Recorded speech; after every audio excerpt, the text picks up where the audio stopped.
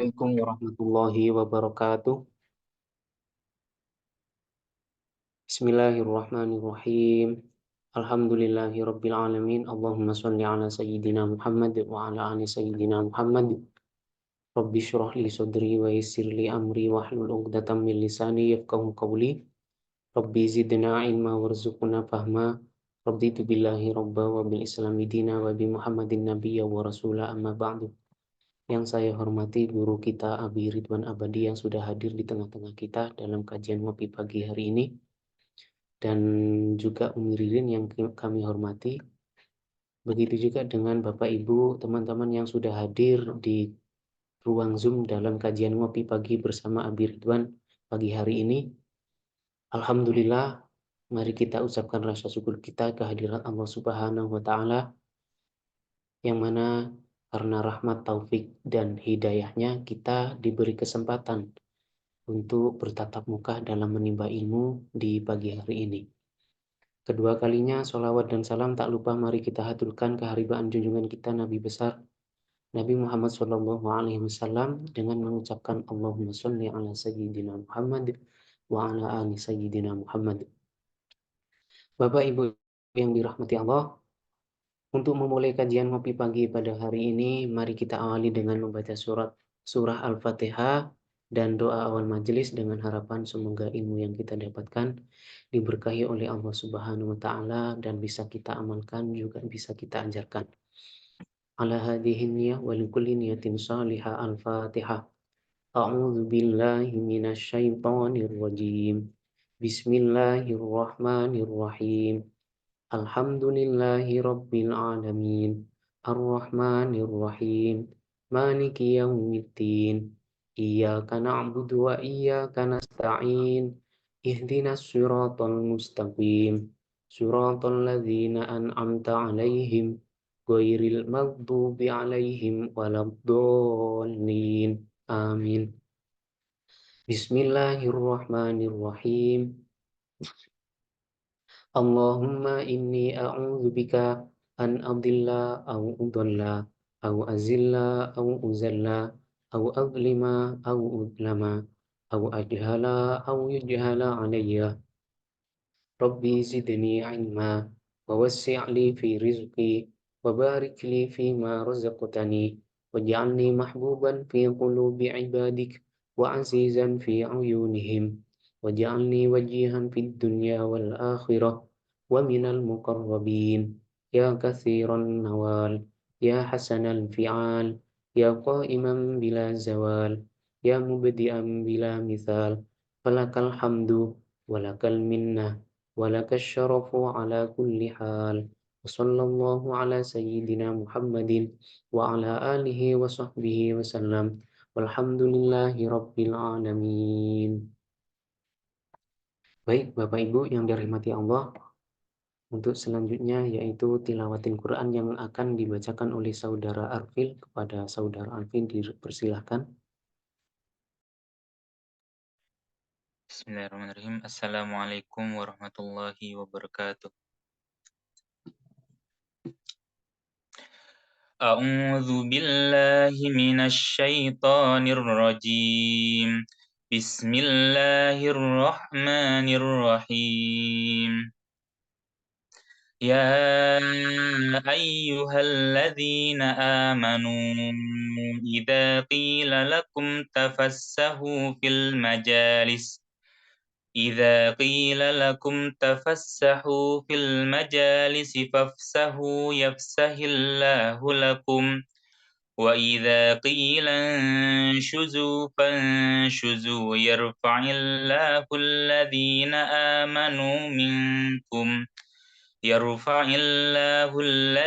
آمنوا منكم والذين أوتوا العلم درجات والله بما تعملون خبير يا أيها الذين آمنوا إذا ناجيتم الرسول فقدموا بين يدي نجواكم صدقة ذلك خير لكم وأطهر فإن لم تجدوا فإن الله غفور رحيم أأشفقتم أن تقدموا بين يدي نجواكم صدقات فإذ لم تفعلوا وتاب الله عليكم فأقيموا الصلاة وآتوا الزكاة وأطيعوا الله ورسوله والله خبير بما تعملون صدق الله مولانا العظيم Assalamualaikum warahmatullahi wabarakatuh. Waalaikumsalam warahmatullahi wabarakatuh. Terima kasih kepada saudara Arfil yang telah membacakan ayat suci Al-Quran. Semoga dengan bacaan ayat suci Al-Quran ini bisa menambah tingkat keimanan kita dan bisa menambah kedekatan diri kita kepada Allah Subhanahu wa Ta'ala, sehingga kita lebih khusyuk dalam beribadah, menyembah, menghambakan diri kepada Allah Subhanahu wa Ta'ala. Amin ya Rabbal Alamin. Baik Bapak Ibu yang dirahmati Allah, untuk selanjutnya yaitu kajian ngopi pagi bersama Abi Ridwan Abadi. Sebelum kajian ngopi pagi dimulai, Bapak Ibu silakan dipersiapkan pertanyaan bagi Bapak Ibu yang ingin bertanya, biar nanti tidak lama untuk menunggu pertanyaan dari Bapak Ibu. Seperti itu nih. Untuk kajian ngopi pagi pada hari ini pada Abi Ridwan Abadi dipersilahkan. Syukran Ustaz Ahmad. A'udzubillahiminasyaitonirrajim. Bismillahirrahmanirrahim. Assalamualaikum warahmatullahi wabarakatuh.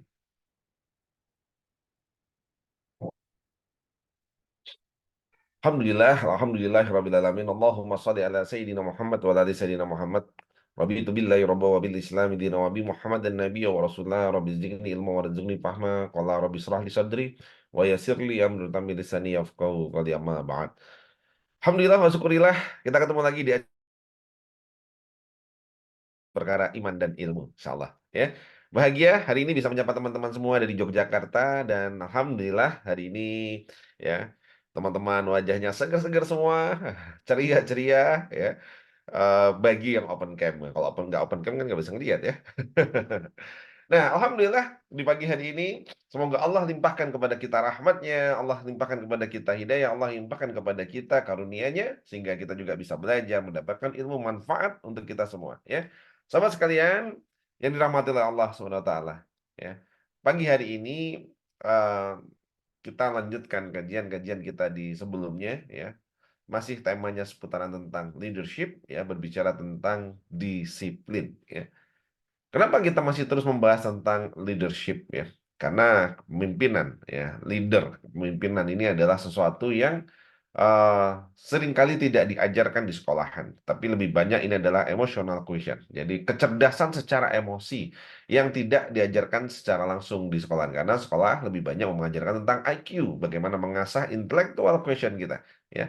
Tapi berbicara tentang spiritual quotient, bicara tentang emotional quotient, bicara tentang social quotient, nah kita harus banyak lagi belajar di luar. Nah, kalau kemarin kita sudah membahas tentang disiplin, ya sudah beberapa yang kita sampaikan.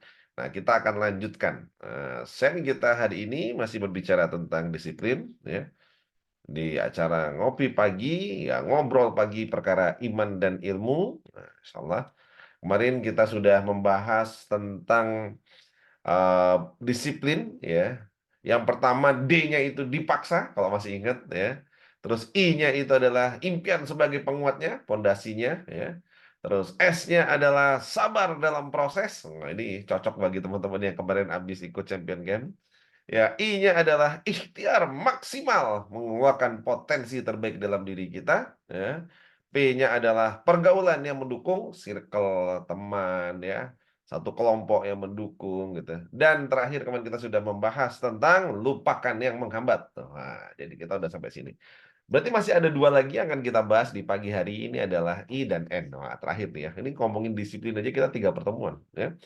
Yaitu apa I-nya? Nah, I-nya adalah istiqomah sampai berhasil, dan N-nya adalah nikmati proses sampai edik. Nah, ini dua nih ya. Jadi kalau mau dicatat dulu boleh.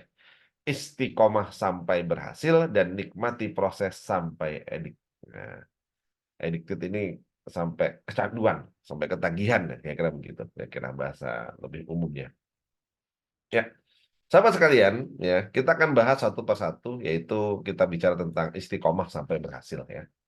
Istiqomah sampai berhasil ini bagaimana kita bisa menjalani ya apa yang sudah kita rencanakan, apa yang sudah kita planningkan, apa yang sudah kita sepakati bersama itu benar-benar secara kontinu ya, secara kontinu. Karena banyak dari kita musuh dalam salah satu proses terbesar itu adalah ketidakistiqomahan ya.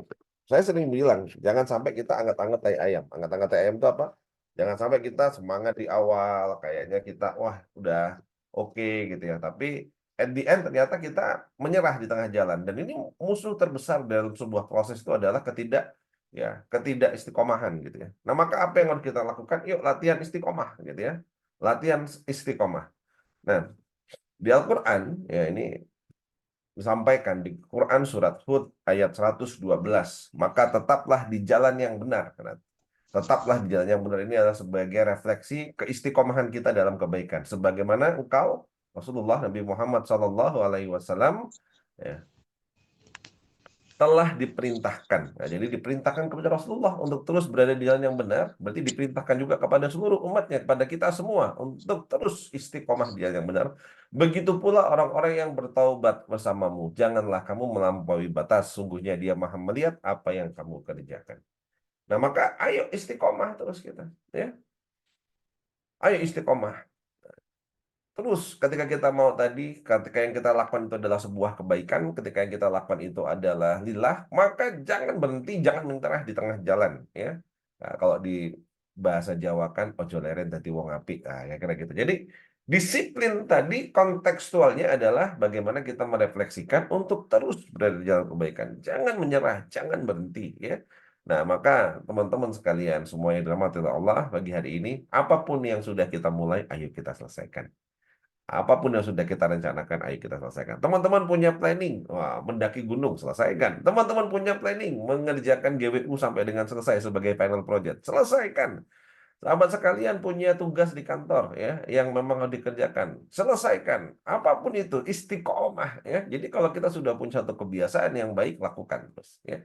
Bagaimana kita bisa membangun? Jadi inilah esensi dari disiplin tadi salah satunya. Jadi keistiqomahan. Jadi disiplin itu bukan sehari semangat besok loyo, enggak. Disiplin itu terus continue, ya, istiqomah terus, ya. Nah, ini yang berat gitu. Bagaimana seperti hari ini kita istiqomah setiap hari Rabu, kita apa namanya ngopi bareng, ngopi pagi gitu ya. Bagaimana kita mungkin membiasakan diri kita untuk istiqomah mentadabburi ayat-ayat Al-Qur'an, bagaimana kita misalnya mengistiqomahkan diri kita untuk bisa sedekah subuh, bagaimana kita mengistiqomahkan diri kita. Nah, kalau itu terus dilakukan, maka itu menjadi sebuah kedisiplinan gitu. Kedisiplinan itu karena di dalamnya ruhnya adalah sebuah keistiqomahan. Sehingga orang yang tidak disiplin, gagal jadi disiplin, salah satu kecenderungannya karena gagal untuk istiqomah dalam sebuah amalan atau aktivitas.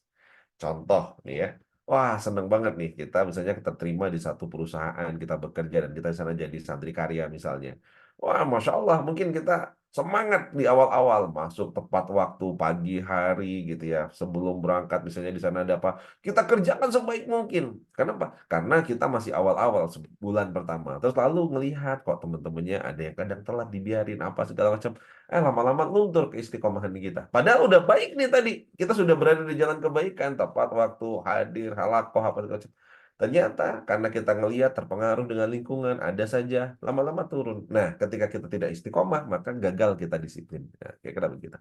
Maka teman-teman salah satu yang harus kita latih dalam diri kita, ayo istiqomah. Susah istiqomah, susah ya, susah. Karena perintah Allah tadi. Kalau yang mudah itu istirahat. Subuh-subuh kayak gini suruh istiqomah ikut kajian susah ya. Yang mudah apa? Tarik selimut tidur lagi, istirahat namanya. Tapi istirahat mah nggak ada hadiahnya. Kalau istiqomah hadiahnya surga insya Allah. Maka amalan-amalan yang kita lakukan dengan disiplin, meskipun itu kecil, ketika kita lakukan dengan istiqomah, maka berat timbangannya akan jadi semakin berat. Contoh, ya kira tebak-tebakan yuk di kolom chat. Wah, tebak-tebakan ya. Ini Abi ngasih pertanyaan. Kira-kira saya mau tanya, berat mana, kapas 1 kilo sama emas 1 kilo, berat mana? Kapas 1 kilo atau emas? Oh, emas katanya, beras emas. Emas lebih berat daripada kapas. Oke. Wah, terus sama beratnya, tergantung lama diangkat. Oke, ya. Teman-teman itu pertanyaan jebakan barusan ya. Kan saya tanya, Pak, kapas 1 kilo sama emas 1 kilo. Ya sama-sama 1 kilo, jadi sama aja.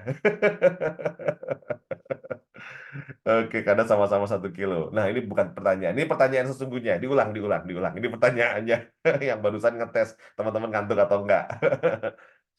Berat mana? Satu ember emas, satu sama, jangan satu ember lah ya. Satu genggam aja. Satu genggam emas sama satu genggam kapas. Berat mana kira-kira? Sama-sama satu genggamnya. Satu genggamnya. Berat mana kira-kira? Masya Allah. Satu genggam emas. Nah, semua setuju.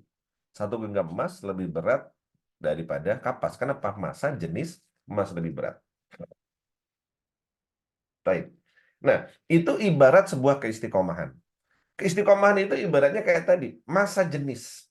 Jadi kepadatan kapas 1 genggam mungkin ringan, tapi emas 1 genggam berat sekali. Jadi kalau ada yang pernah megang emas mungkin 1 kilo itu nggak terlalu besar. Pegang tuh berat. Nah, jadi artinya apa dari sini? Ibadah atau amalan yang kita lakukan dengan istiqomah itu ibaratnya kayak emas. Kepadatannya itu jadi padat sekali, jadi solid sekali. Jadi sehingga mungkin yang dilakukan seolah-olah hal yang sederhana, mungkin yang dilakukan seolah-olah biasa, tapi ketika kita lakukan dengan istiqomah, timbangannya jauh lebih berat. Maka sama-sama misalnya kita bersedekah 300.000, yang satu sedekahnya itu 10.000 tiap subuh, yang satu sebulan sekali 300.000. Kalau dihitung sama nilainya 300.000. Tapi beratnya lebih berat yang 10.000 tiap subuh. Kenapa? Karena Allah lebih suka yang istiqomah. Nah, maka sahabatku sekalian, ya, maka dalam konteks ini, yuk kita latih kedisiplinan kita. Apapun yang sudah antum mulai tentang kebaikan, antum sudah memulai, misalnya mampunya puasa hari Senin, Kamis, istiqomahkan dengan disiplinnya.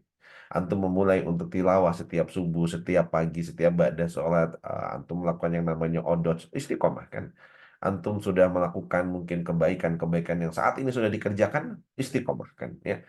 Nah, apapun yang sudah dimulai, kerjakan dengan istiqomah. Nah, inilah prinsip yang berikutnya tentang yang namanya disiplin. Ya. Nah, kalau kita sudah berbicara tentang istiqomah sampai berhasil, jangan berhenti di tengah jalan. Berikutnya adalah apa? Agar bisa disiplin, maka nikmati proses sampai kecanduan. Nah, kira gitu ya. Nikmati proses sampai kecanduan. Ya, nikmati proses artinya apa? Berbahagialah di dalam prosesnya. Kenapa kita harus berbahagia? Nah, Quran surat Hud juga ayat 108 menyampaikan, adapun orang-orang yang berbahagia, maka ia berada dalam surga Allah, maka kekal di dalamnya lama masih ada langit dan bumi, kecuali jika Tuhanmu menghendaki yang lain sebagaimana karunia yang tidak putus-putusnya. Ya. Nah, maka apa? Yuk, nikmatin proses, berbahagialah, gitu. Bahagia. Punya target GWU, harus datangin 1.500 orang. Jalani prosesnya dengan bahagia. Gimana nge-share konten, bagaimana syiar, bagaimana ngajak orang. Ini kan sebenarnya GWU ini adalah apa? GWU ini adalah ajang untuk kita syiar secara modern, kekinian ya. Kalau kita ngelihat sekarang, ya contoh, Abi pernah menyampaikan ke sahabat sekalian semuanya ya. Kadang kita miris gitu ya. Kita ngelihat ada konser musik, padahal brand ambasadornya LGBT gitu ya. Tapi tiketnya diburu sampai benar-benar susah banget nyarinya ya. Satu Gelora apa namanya Bung Karno penuh gitu ya.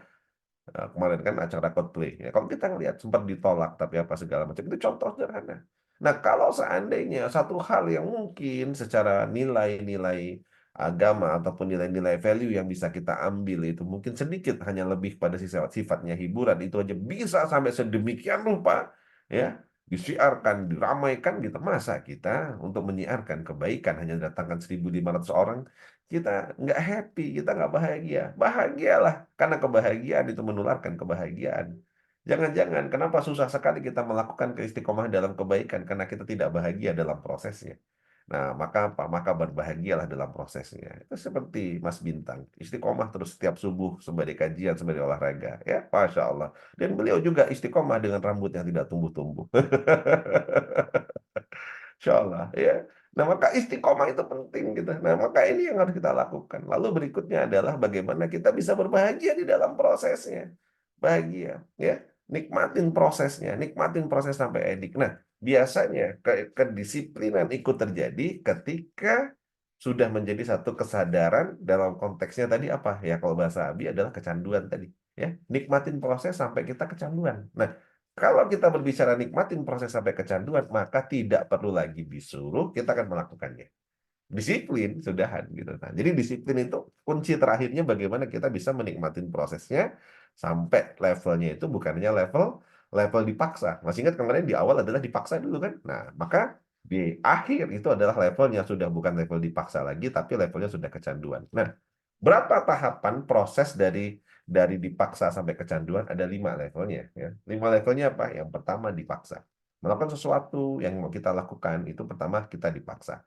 Akhirnya apa? Kita melakukannya terpaksa. Misalnya contoh antum dipaksa untuk bisa odot setiap hari. Mungkin pertama kali berat, dipaksa. Ini menjalankannya dengan terpaksa. Ketika sudah terpaksa, maka nanti akan naik level kedua. Level kedua apa? Level kedua namanya biasa. Nah, jadi akhirnya apa? Dari terpaksa lama-lama jadi biasa, terbiasa, sehingga menjadi sebuah kebiasaan. Nah, berapa lama proses memaksa sesuatu yang baru untuk jadi sebuah kebiasaan? Rata-rata butuh waktu 3 bulan. Nah, jadi kalau antum ingin membuat habit yang baru, kebiasaan-kebiasaan yang baru, paksa itu 3 bulan. Ya, kira-kira gitu. Maka kalau mau nge-gym di tempatnya Mas Ari, membernya minimal 3 bulan. Gitu ya. Karena kalau belum 3 bulan, itu pasti masuk kayak yoyo aja. Cerah, seminggu, 2 minggu, seneng, habis itu pulang hilang. Gitu ya. Nah, maka minimal antum kalau mau nge-gym di tempatnya Mas Ari di Surabaya, itu antum 3 bulan. Nah, 3 bulan itu kurang lebih 100 hari akan tumbuh keyakinan atau tumbuh yang namanya kebiasaan yang baru. Ya, awalnya berat, terpaksa, tapi lama-lama nanti jadi biasa. Nah, kalau sudah jadi kebiasaan, naikkan ke level yang 3. Nah, orang yang sudah biasa, lama-lama kalau nggak melakukan itu kayaknya ada yang kurang gitu. Nah, maka namanya apa? Jadilah suka. Ya, jadi terpaksa, jadi biasa, lama-lama jadi suka. Nah, suka itu ini apa? Karena kebiasaan gitu ya. Bisa jadi kita hari ini ya, kenapa kok bilang nasi itu enak? Karena kita terbiasa makan nasi. Nah, sementara ada orang mungkin yang lain yang makannya sagu, mungkin dia makan sagu yang enak, nasi nggak enak gitu. Kenapa? Karena dia sudah terbiasa makan sagu ya. Nah, begitu juga ada yang lain yang nggak biasa makan nasi, nggak biasa makan sagu, makannya roti. Dia akan bilang roti enak. Nah, ketika kita berangkat ke Arab, ngelihat orang-orang pada makan buka puasa pakai roti dicampur dengan yogurt, nah kita nggak bisa makan. Kenapa nggak biasa? Nah, kebiasaan itu membuat suka. Nah, kebiasaan itu membuat suka. Ya, nah, maka apa? Maka level ketiganya adalah suka. Nah, kalau sudah suka, lama-lama akan naik ke level 4. Level 4-nya apa? Namanya cinta. Ya. Nah, suka lama-lama kita mencintai. Nah, apa bedanya suka dan cinta? Suka itu kalau nggak ada, kayaknya ada yang kurang. Kalau cinta itu menimbulkan rindu. Ya. Jadi kalau kita nggak ngerjain itu kayaknya kangen banget. Ya. Seperti Anda sudah biasa misalnya berolahraga, atau nggak olahraga. Itu lama-lama karena sudah menjadi kecintaan kita berolahraga, nggak lakukan, itu Anda akan berjuang bagaimanapun caranya agar Anda melakukannya. Ya, agar Anda bisa melakukan. Kenapa? Karena sudah cinta. Ya, sudah cinta. Ya, seperti Anda mungkin kalau sudah sampai level yang ketiga, sorry, level keempat, cinta dengan Quran, gitu ya, maka antum ketika nggak ada kesempatan akan nyuri-nyuri waktu, akan cari cara bagaimana caranya untuk kita bisa melakukan. Kenapa? Levelnya sudah cinta. Dan orang yang sudah mencintai, benar-benar sangat dari hati, maka lama-lama dia akan kecanduan. Nah, level yang kelima. Nah, kecanduan itu artinya apa? Sudah, kalau nggak ada itu, wah, udah sakau. Kira-kira gitu misalnya. Ya, edik udahan gitu ya. Ya, kayak antum lah, kira-kira gini. 5 menit sekali itu susah kayaknya nggak buka handphone. Kenapa? Antum sudah edik gitu ya. Sudah edik. Coba kalau nggak percaya, ikut kajian, ikut acara, antum lagi belajar, lagi ikut OYC, lagi di kantor. Perhatikan coba, 5 sampai 10 menit sekali pasti buka handphone untuk ngelihat status WhatsApp. Coba lihat ya, antum 5 kali pengen lihat buka sosial media, penasaran ada yang japri nggak, ada yang hubungin nggak, ada yang telepon nggak. Betul apa betul? Kenapa? Karena itu levelnya adalah sudah level edik, udah kecanduan. Sehingga kalau udah kecanduan, disuruh bayar kuota saja, antum lakukan. Handphone disita, wah, setengah nyawanya hilang. Baru disita 2 hari nggak pakai handphone naik gunung, udah stres. Kenapa? Kan sudah edik. Nah, maka sahabatku sekalian, lakukan 5 level ini sampai antum ya menikmati prosesnya sampai level edik. Maka apapun yang antum kerjakan ketika sudah edik, maka energinya tidak terbatas ya, Masya Allah. Nah inilah mungkin yang bisa Ana sharingkan ya di pagi hari ini. Kita lanjutkan dengan sesi tanya jawab ya. Semoga ada manfaat yang bisa kita ambil tuh. Ada yang bilang bingung 2 hari diambil handphonenya itu baru 2 hari kata Mbak Eri dia sudah stres. Gimana teknik coba bayangin 2 hari dia kehilangan handphone. Dia kehilangan setengah nyawa itu. Iya, Masya Allah. Katanya lebih baik kehilangan dompet daripada kehilangan handphone. Dompet ketinggalan nggak stres, handphone ketinggalan bingung. Iya, mati gaya teknik itu 2 hari itu. Biasa ngonten, nggak ngonten dia. Nah, Masya Allah, sahabatku sekalian, maka tadi ada 5 poin, 5 hal yang sudah kita bahas ya tentang bagaimana kita latihan untuk bisa menjadi disiplin. Nah, oke, maka apa saja tadi yang sudah kita bahas? Yang pertama mungkin kita dipaksa dulu ya. Level 1 tadi, melakukannya dengan terpaksa. Kuatkan dengan impian sebagai penguatnya sehingga kita bisa menjadikannya kebiasaan. Sabar dalam prosesnya sehingga kita nanti bisa suka ya. Ikhtiar secara maksimal untuk mendapatkan hasilnya. Kalau sudah mulai ada hasilnya, sudah mulai berhasil, kecenderungannya Anda akan mulai jatuh cinta.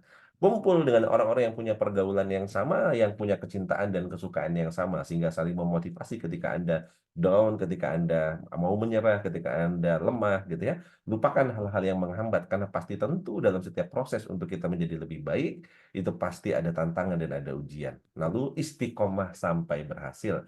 Jangan berhenti sebelum berhasil. Kenapa? Karena kegagalan untuk disiplin adalah kita tidak istiqomah seringkali ya, dan penguat untuk kita terus bisa disiplin keistiqomahan. Dan yang terakhir, nikmatin proses sampai kita ketagihan atau kecanduan. Maka insya Allah ini level 5 yang membuat Anda akan terus melakukan dengan sukarela, bahkan bayar pun akan Anda lakukan. Kenapa? Karena kita sudah kecanduan. Nah insya Allah itu teman-teman tips bagaimana latihan disiplin dalam apapun kebaikan yang sedang Anda kerjakan. Semoga Allah merahmati kita terus, semoga Allah berikan keistiqomahan dalam diri kita, dan semoga kita bisa disiplin dalam melakukan hal-hal kebaikan. Jangan berhenti menjadi orang baik. Ojo leren dadi wong apik ya. Disiplinlah dalam semua kebaikan dalam kehidupan kita. Kita lanjutkan dengan sesi tanya jawab, tapi sebelum itu saya kembalikan dulu ke Ustadz Ahmad. Tafadhol Ustadz.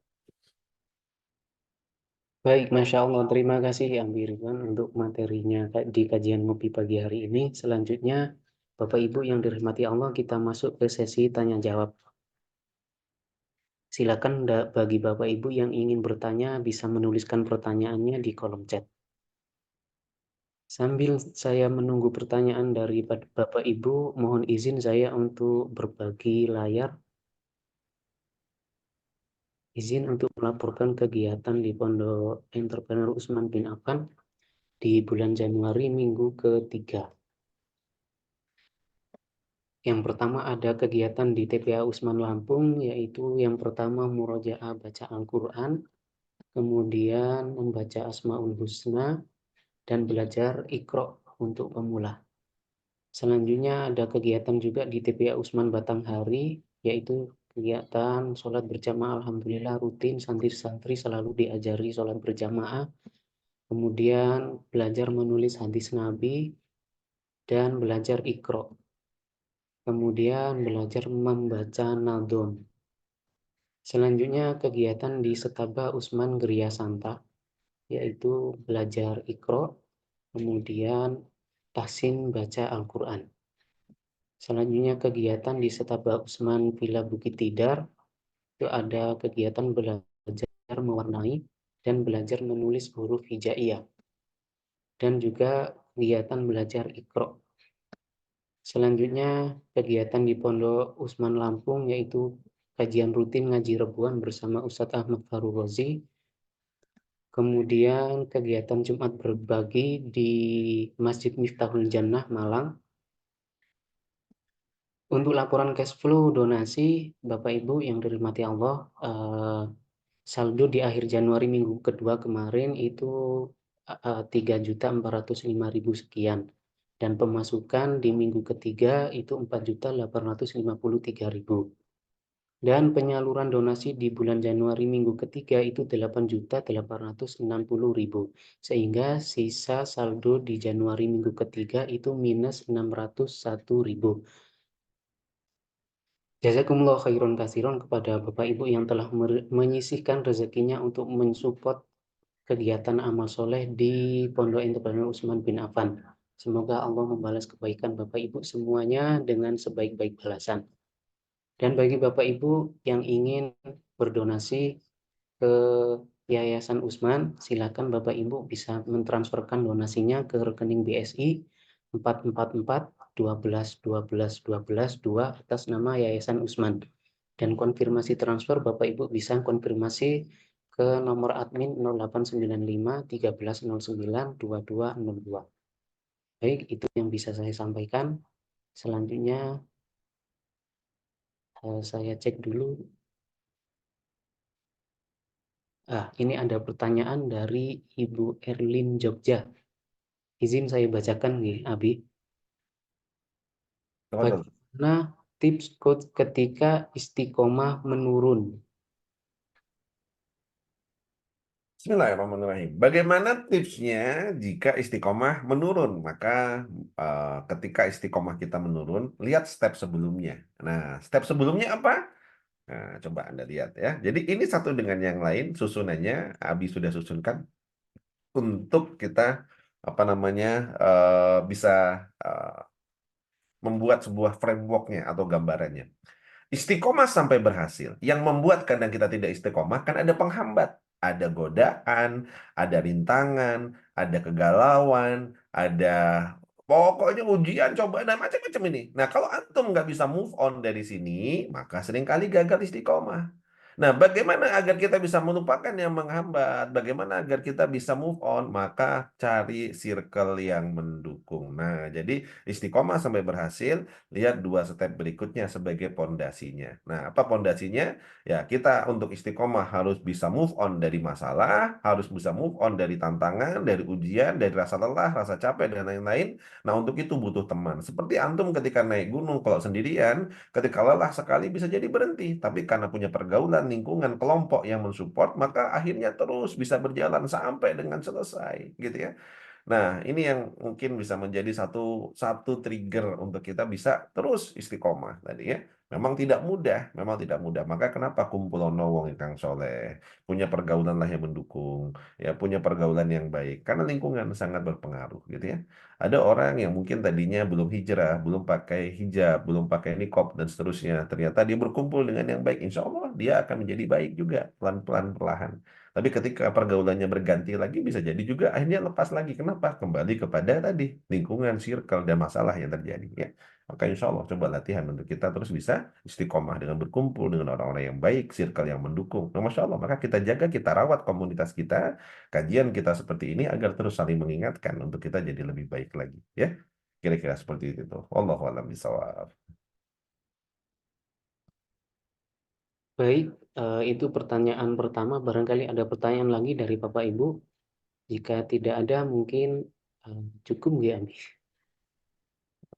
Masih Silakan. baru jam 5:30 udah cukup. Ustaz Ahmad mau buru-buru aja, jangan korupsi waktu atuh.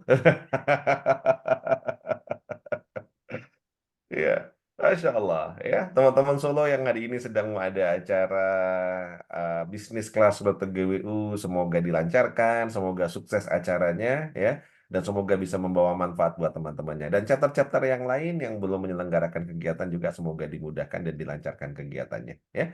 Nah, sahabat sekalian ya. eh, Bagaimana ketika tadi kita sudah coba berusaha terus untuk kita bisa disiplin dalam kehidupan gitu ya. Ternyata terkadang kita akhirnya keluar, kadang kita tidak disiplin dengan sesuatu. Di dalam kehidupan kita seringkali seperti itu. Nah, yang nggak banyak orang sadari, antitesanya dari sebuah kedisiplinan itu adalah kadang kedisiplinan yang negatif. Contoh, misalnya kita pengen disiplin apa namanya olahraga gitu ya, pengen disiplin bangun pagi, jalan olahraga dan seterusnya. Tapi ternyata kita punya kebiasaan lain yang mungkin buruk. Misalnya apa kebiasaan buruk kita adalah tidur bangunnya agak siang gitu ya, tarik selimut setelah apa namanya subuhan gitu. Nah itu contoh sederhana. Nah kalau Anda tidak bisa istiqomah dan juga disiplin dalam kebaikan, maka yang terjadi kita akan menjadi disiplin dalam ketidakbaikan. Nah maka hati-hati memilih kebiasaan. Ya. Kalau kita tidak membiasakan dan memaksa diri kita untuk terus berbuat kebaikan, maka kita akan bisa jadi terbiasa untuk berbuat keburukan, gitu ya. Nah, banyak yang sering tanya, ya ini jarang Abi ceritakan di mana-mana, tapi mungkin hari ini Abi cerita. Banyak yang sering bertanya kepada Abi, apa sih Abi yang memotivasi untuk terus bisa keliling, dari kota ke kota. Ini hari ini di Jogja, kemarin dari Jakarta, besok mungkin sudah jadi ada di kota lain lagi gitu ya. Hampir tidak berhenti gitu ya. Nah, kenapa? Karena eh, Abi mengenal diri Abi sendiri, gitu. Kalau seandainya hari-hari ini tidak diisi dengan kebaikan, kalau seandainya hari-hari ini tidak diistiqomahkan dengan kebaikan, maka Abi khawatir Abi akan mengisi hari-hari itu dengan keburukan, gitu. Maka sebisa mungkin semua jadwal dipenuhi dengan yang sifatnya positif, agar tidak ada waktu untuk bisa mengerjakan hal yang negatif. Kenapa? Karena kenal dengan diri ini, gitu. Karena kenal dengan diri Abi, gitu. Kalau seandainya tidak dipaksa untuk bisa melakukan hal yang baik, khawatir nanti akan menjadi terisi dengan hal yang tidak baik. Nah, maka apa? Karena kenalnya tadi itu, karena tahu diri kita, maka apa? Maka terus Abi disiplinkan untuk terus dari kota ke kota. Apa motivasinya? Ya dihindarkan dari keburukan dan semoga diistiqomahkan dalam kebaikan. Nah, inilah contoh bagaimana kita memaksa diri kita gitu. Jadi, salah satu energi terbesar untuk terus dari kota ke kota sharing, berbagi ilmu. Agar apa? Bangun pagi, sharing kayak gini, ngopi pagi, lalu nanti sharing ilmu sampai dengan sore, malam sudah capek, nggak ada kesempatan untuk berbuat yang negatif, istirahat tidur, lakukan lagi. Terus diisi setiap hari kalau bisa tidak ada hal keburukan. Kenapa? Karena banyak dosa di masa lalu. Ya, ketika Allah titipkan harta mungkin, ketika Allah titipkan keuangan, Allah titipkan kesempatan, banyak waktu yang dulu sudah dilakukan untuk berbuat keburukan. Gitu. Maka dosa-dosa banyak di masa lalu hanya mulai menyadari bahaya. Kalau seandainya hari ini tidak diisi dengan kebaikan-kebaikan, maka bisa jadi hari-hari saya akan diisi dengan keburukan. Maka apa? Terus berjuang dalam rangka apa? Menghindar dari kemaksiatan, menghindar dari keburukan. Selalu berusaha berbicara yang baik agar tidak ada waktu menggibah hal yang negatif. Selalu berbicara untuk berbagi ilmu agar tidak ada waktu untuk berbuat yang tidak bermutu. Gitu. Nah, maka inilah yang coba harus kita dorong dalam diri kita.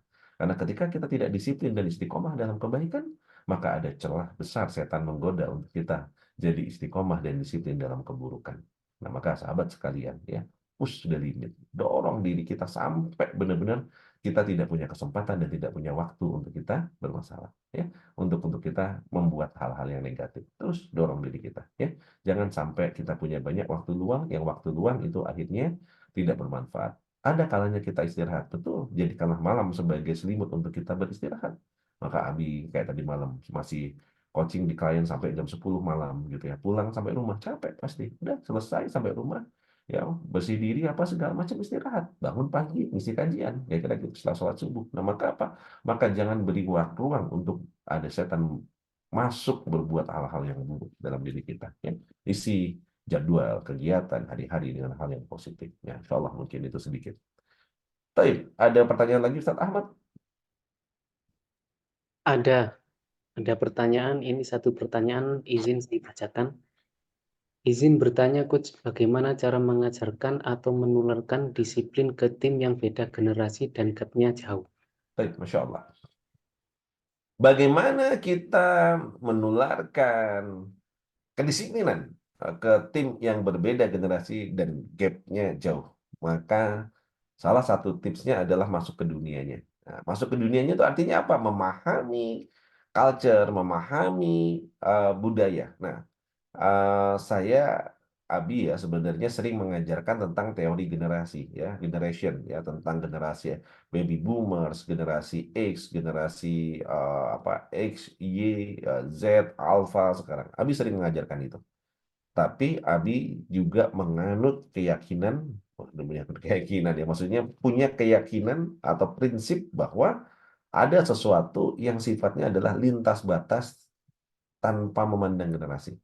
Apa itu? Nah, namanya adalah ajaran-ajaran Islam. Nah, apa yang dibawa sama Rasulullah 1400 tahun yang lalu itu akan tetap relevan seiring dengan zaman. Nah, kenapa? Karena platform Islam itu adalah sesuatu yang kebaikan. Ketika Islam itu mengajarkan sesuatu, maka sebenarnya di sana ada sebuah platform atau polanya itu bisa dipakai lintas generasi, lintas zaman. Contohnya apa?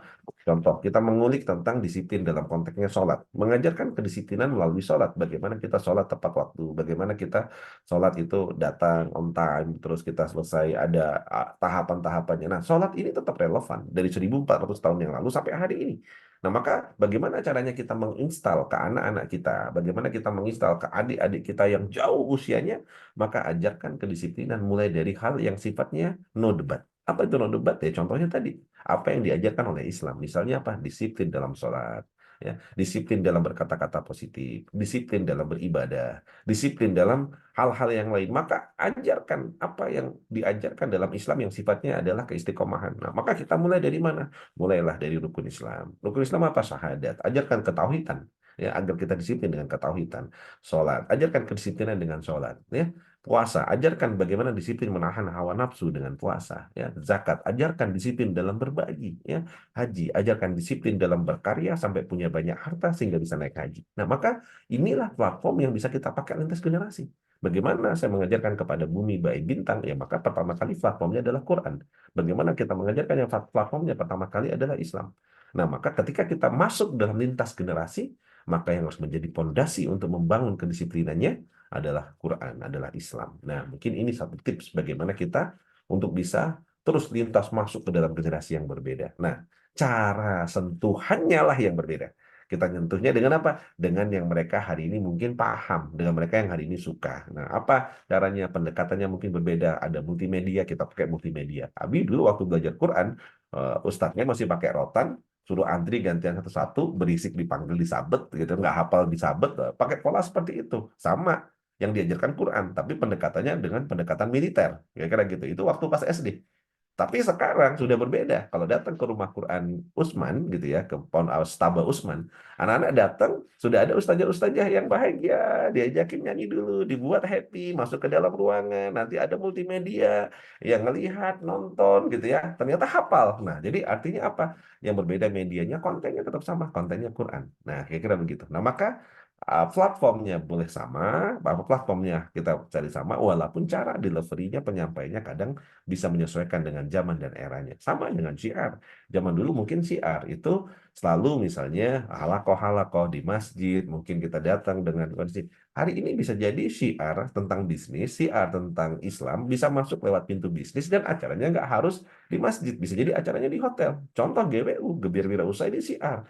Nah, kontennya tetap sama. Kita menyampaikan dakwah tentang Islam, kita dakwah tentang Quran, tapi ngajaknya melalui apa? Platformnya adalah platform event, acara, didesain, seminar yang ditata kelola dengan profesional. Nah, itu contoh sederhana. Maka ya kita harus latihan untuk bisa lintas batas, lintas generasi dengan cara yang berbeda. Platformnya harus sama, ya, kira-kira begitu. Insya Allah, ya, kita ngajarkan adik-adik kita harus harus dengan hati yang ikhlas, ya, harus hati yang apa namanya baik, ya, dengan dimulai dari teladan. Kita contohkan teladan.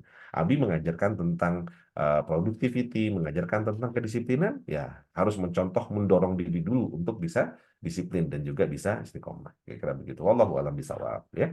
Insya Allah begitu Mas Herman. Baik, masih ada lagi tak? Ada, Abi. Izin saya bacakan lagi. Coach, bagaimana agar bisa selalu bahagia dalam proses? Bagaimana cara agar bisa bahagia dalam proses? Oh, wah, soal ini berat ini pertanyaannya. Ya, maka apa? Maka agar kita bisa terus bahagia dalam proses, tadi Abi menyampaikan satu ayat Quran. Nah, ini sebenarnya bukan hanya masalah tentang ayatnya. Abi pengen menyampaikan bahwa kuncinya dalam konteks tadi ini, nikmati proses sampai edik itu adalah adapun orang-orang yang berbahagia, maka ia berada dalam surga. Maka kekal di dalamnya selama masih ada langit dan bumi, kecuali jika Tuhanmu menghendaki yang lain. Sebagaimana karunia yang tidak putus-putus. Nah, maka ini bukan hanya semata-mata trigger, tapi apa? Ayat Quran yang tadi Abi sampaikan, surat Hud 108.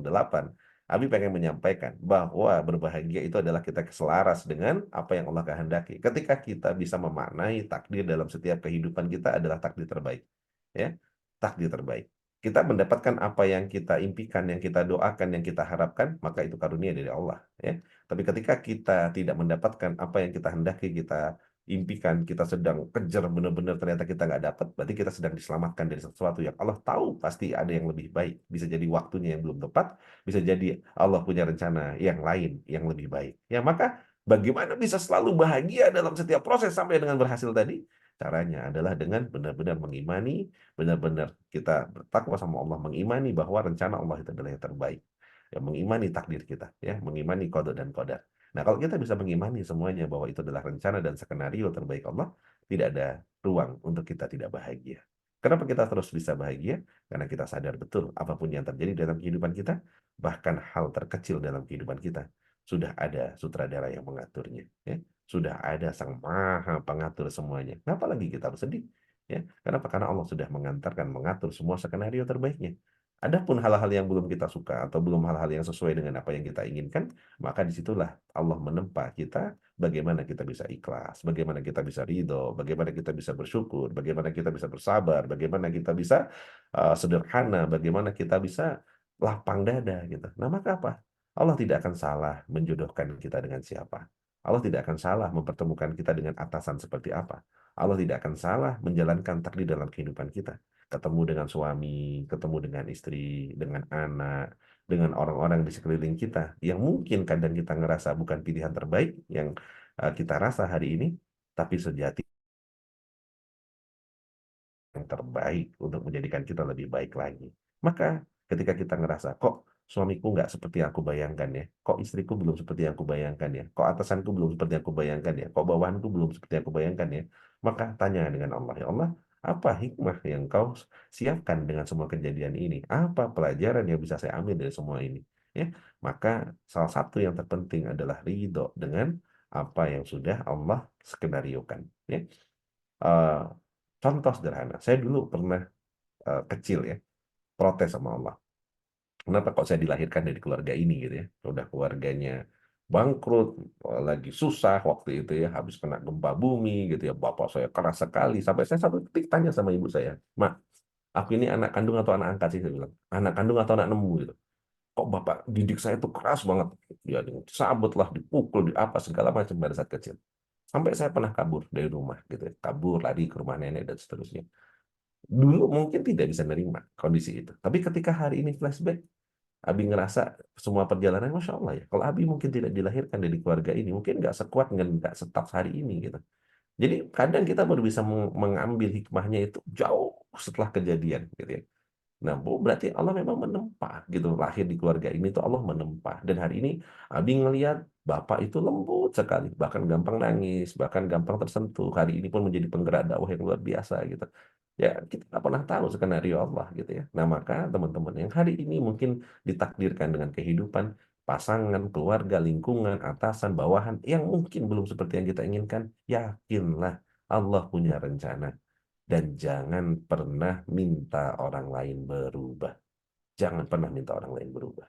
Jangan pernah minta pasangan kita berubah, istri kita berubah, ya. Jangan pernah minta suami kita berubah. Jangan pernah minta atasan kita berubah. Jangan pernah minta bawahan kita berubah. Sesungguhnya Allah kirim semua paket itu karena Allah pengen kita yang berubah jadi lebih baik lagi.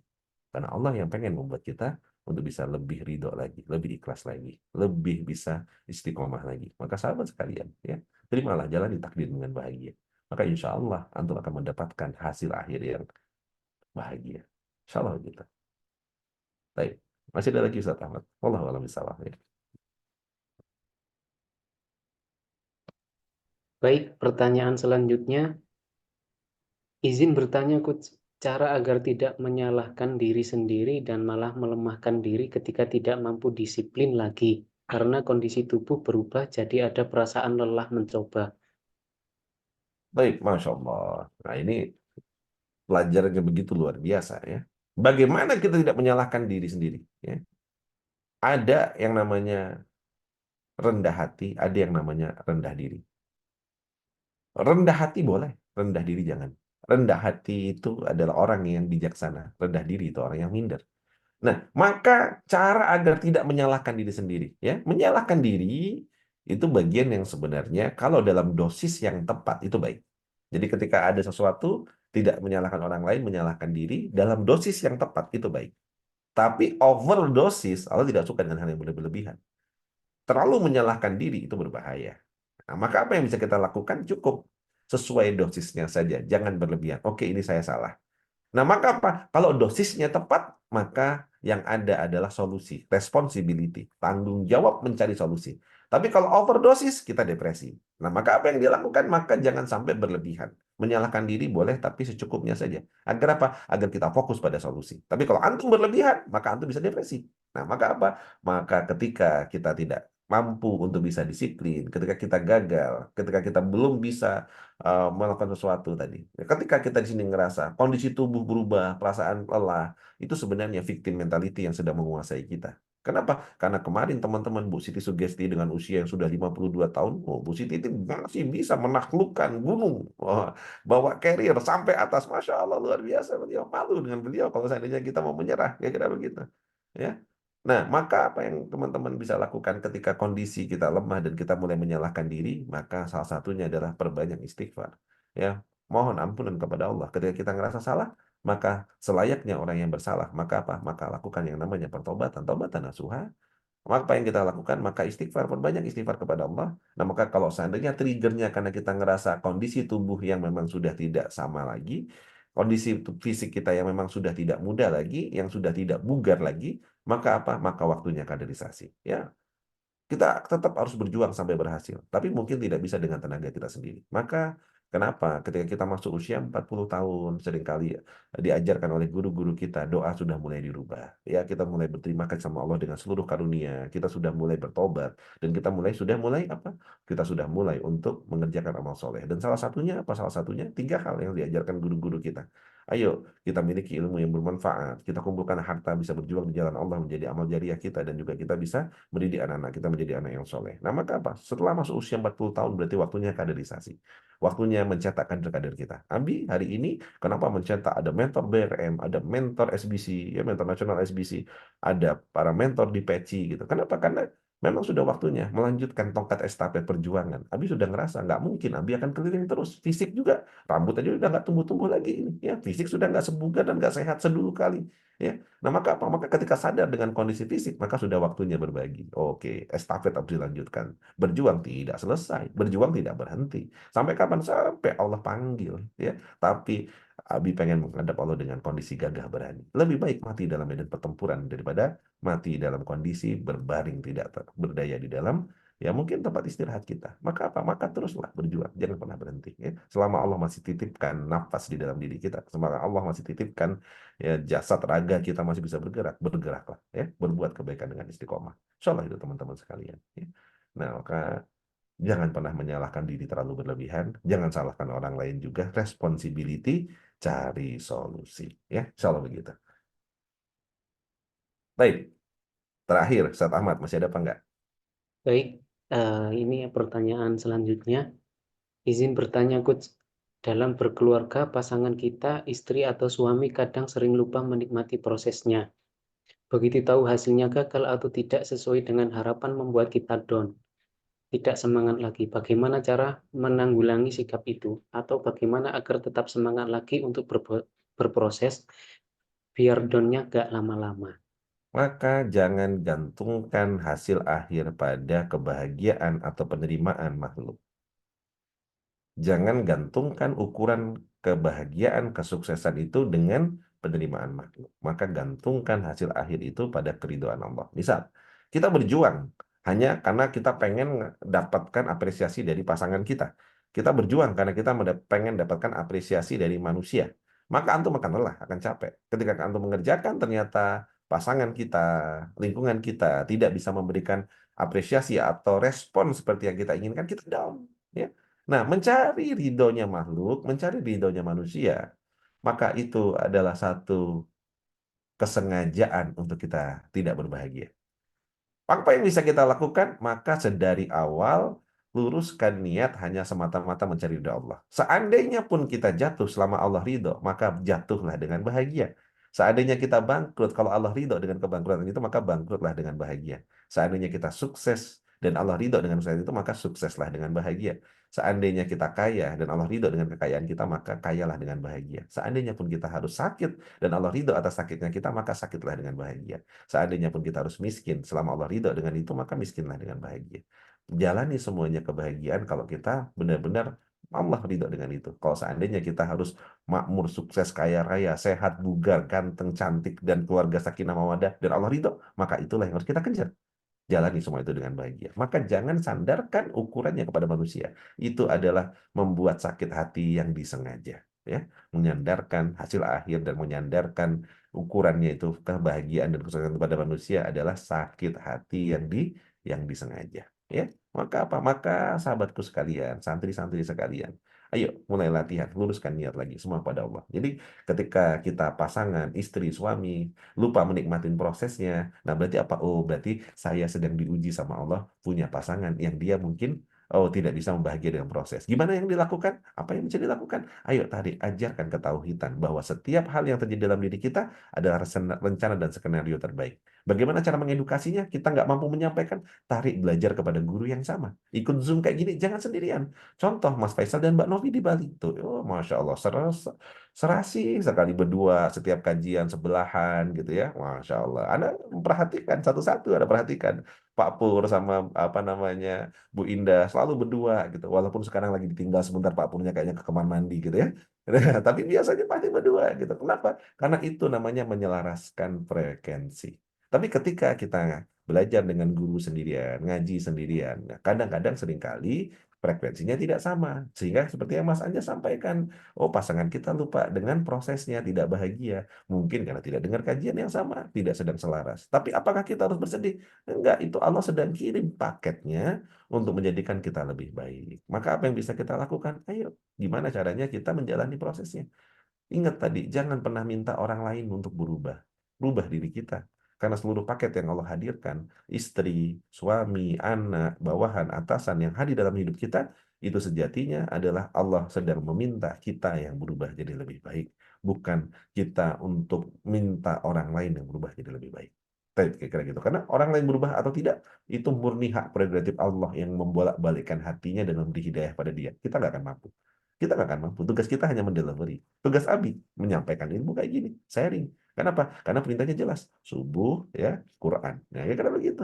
Nah, sedekah. Ada sedekah subuhnya, ada Qurannya, ada subuhnya, tidak boleh lagi tidur setelah subuh. Maka ini yang Abi lakukan, karena ini adalah sebuah perintah. Masalah antum dapat hidayah atau tidak ada hidayah, Abi nggak mampu merubah. Siapa yang mampu merubah? Hanya Allah. Cuman Abi selalu berdoa, semoga yang hadir, nonton, ikut kegiatan ini, orang-orang yang Allah pilih akan Allah berikan hidayah dalam dirinya. Nah, maka insya Allah, semoga antum semua adalah orang-orang yang Allah akan beri pertolongan. Insya Allah itu ya.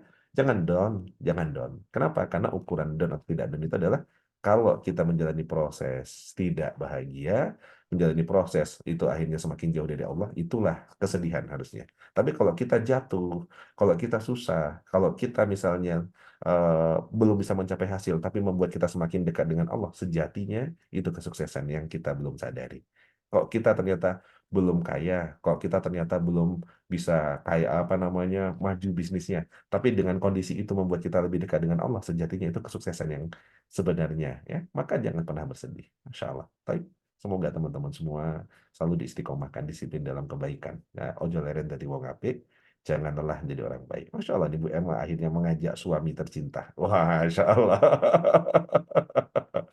Iya, suami tercintanya. Semoga terus sakinah mawaddah warahmah ya Bu Irma ya. Masya Allah ya. Dan teman-teman sekalian, semoga Allah jaga kita terus. Jaga keluarga kita, ya jaga keluarga besar kita untuk selalu dalam lindungan Allah Subhanahu wa taala. Allah berikan karunia. Semoga hari ini apapun yang antum kerjakan, ya Allah ridho, dan semoga setiap keringat jerih payah kita Allah catat sebagai amal ibadah terbaik kita. Nah, semoga ibadah-ibadah kita diterima. Semoga dari setiap ikhtiar yang kita lakukan menjadi asbab penggugur dosa-dosa kita di masa lalu ya. Insyaallah teman-teman sekalian, semangat untuk hari ini ya, semangat untuk disiplin lebih baik lagi, semangat untuk berbuat kebaikan ya, sebanyak-banyaknya, dan semoga menjadi bekal kita menuju kepada Allah nanti di kemudian hari. Terima kasih teman-teman semua sudah hadir, dan terima kasih sudah menyimak kajian kita di pagi hari ini. Semoga menjadi insight, ada inspirasi, ada hikmah yang bisa kita ambil untuk penyemangat aktivitas kita hari ini. Doa bil doa ya, semoga semuanya ya Allah selalu berikan karunia, dan doakan Abi, Allah lindungi terus keluarga juga ya, Umi dan semua keluarga di Lampung, di Jakarta, ya, di Jogja, dan semoga selalu Allah lindungi ya. Eh, yang baik-baik dari Allah ya, kurangnya dari Abi mohon dimaafkan. Abi akhiri wabillahi taufiq wal hidayah. Wassalamualaikum warahmatullahi wabarakatuh. Waalaikumsalam warahmatullahi wabarakatuh. Waalaikumsalam warahmatullahi wabarakatuh. Waalaikumsalam warahmatullahi wabarakatuh. Waalaikumsalam warahmatullahi wabarakatuh. Masya Allah. Jazakumullah khairan katsiran Abi Ridwan Abadi untuk kajian ngopi pagi pada hari ini. Insya Allah semoga berkah, bermanfaat untuk kita semuanya. Bapak Ibu yang dirahmati Allah, Mari kita tutup kajian ngopi pagi kita hari ini dengan membaca surat Al-Asr dan doa kafaratul majelis bersama. Bismillahirrahmanirrahim. Wal asri innal insana lafi khusrin illa alladzina amanu wa amilus solihati wa tawasaw bil haqqi wa tawasaw bis sabr. Subhanakallahumma wa bihamdika asyhadu an la ilaha illa anta astaghfiruka wa atubu ilaik. Dari saya mohon maaf atas kekurangan dan kesalahannya. Terima kasih, selamat beraktivitas. Semoga Allah selalu ridha kepada kita. Wassalamualaikum warahmatullahi wabarakatuh. Waalaikumsalam warahmatullahi wabarakatuh. Terima kasih. Jazakallah khair, Bi.